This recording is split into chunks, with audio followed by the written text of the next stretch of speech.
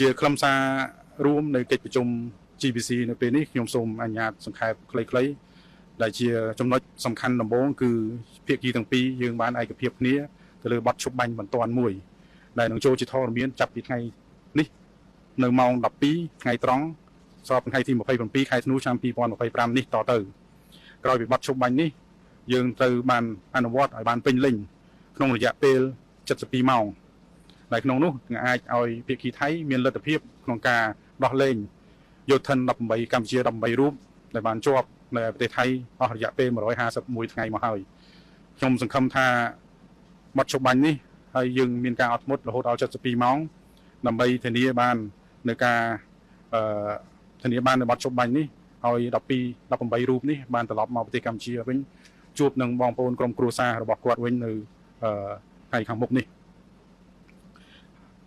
បទឈប់បាញ់នេះក៏ស្របទៅតាមស្មារតីនៃសេចក្តីថ្លែងការណ៍នៅទីក្រុងកូឡាឡាំពួរដែលបានចុះហត្ថលេខានៅថ្ងៃទី26ខែតុលាឆ្នាំ2025នេះដែរគួរសមពីលើនោះអ្វីដែលតាមរយៈនៃបទឈប់បាញ់នៅថ្ងៃនេះ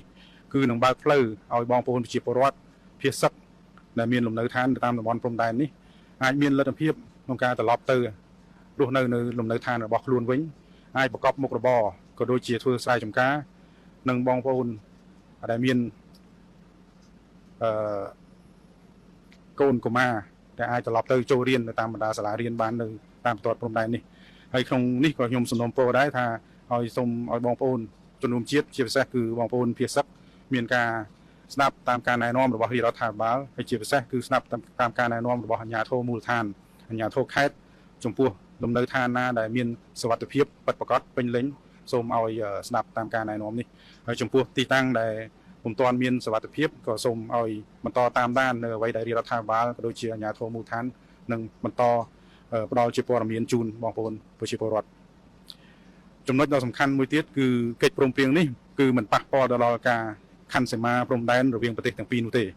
ភាគីទាំងពីរក៏បានឯកភាពគ្នាគឺជូនដល់គណៈកម្មការចម្រុះខណ្ឌសីមាព្រំដែនគោកឬហៅកាត់ថា JBC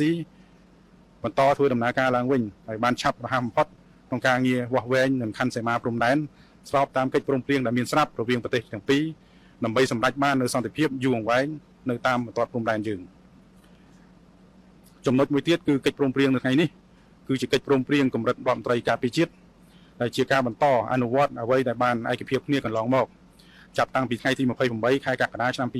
2025រួមទាំងសេចក្តីថ្លែងការណ៍រួមស្តីពី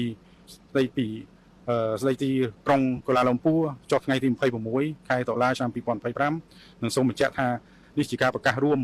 នេះនឹងមិនលុប